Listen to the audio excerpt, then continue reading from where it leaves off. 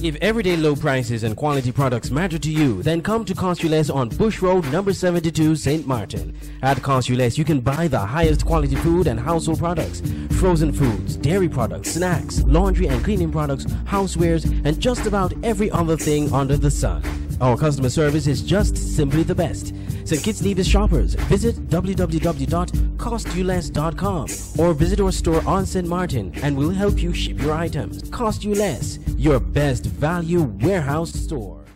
A man who was wrongfully arrested and charged for a robbery he did not commit is calling on the authorities, particularly the police, to issue a public apology to him and clear his name of any wrongdoing so as to salvage his reputation.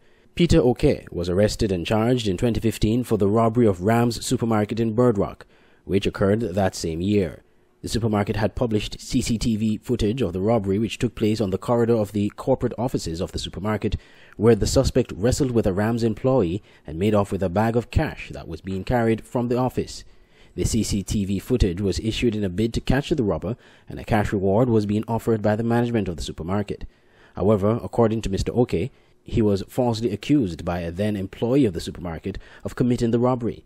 In an exclusive interview with SK Newsline, Mr. Oke described the ordeal that followed the allegation. They accused me of the Rams robbery of 2015. This was 7 days after the robbery had occurred. I was unaware of it. I never heard of it because I never listened to local news. At the CID department, the live video of the incident was played because it was captured on CCTV, and the officers of the CID, led then by Superintendent Charles Smitten, they informed me and they said that they know that that is not me. That could not have been me because the video does not identify anybody, and obviously the disparity in the size and stature of me compared to whoever it was that was on the video. But they still went ahead and charged me for it. Mr. Oke spent 2 years in remand at Her Majesty's Prison.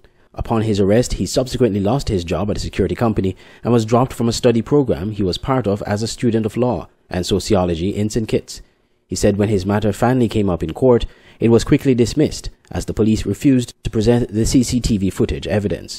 The courts did an initial inquiry on the matter, and even in the course of the inquiry, the virtual complainant informed the police prosecutor. The prosecutions by the police carried out at magistrate level that I am not the person that carried out the robbery. It could not have been me. I was not the one that robbed him because there was a video and he can see from my physical person that I was not the one, but the matter was still carried on. It was requested for at the jury trial.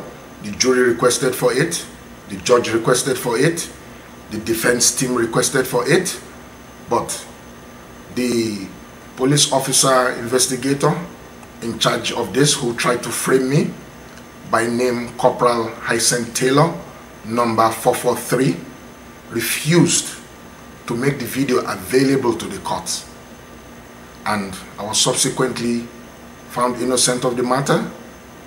I was discharged and acquitted. Mr. Oke was released in May of this year, but he has struggled since to find a job, laying the blame squarely at his imprisonment, which he said has besmirched his reputation.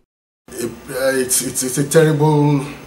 was a terrible experience because of the hard conditions of prison, the pain, the suffering, the mental trauma, the damage to reputation, and obviously the fact that I had not done anything that warranted me being in prison, and the police officers in particular that charged me for this were aware that I had not done anything. The evidence that was available was contrary to it, but they still proceeded to charge me and commence a prosecution against me and have me remanded in prison custody.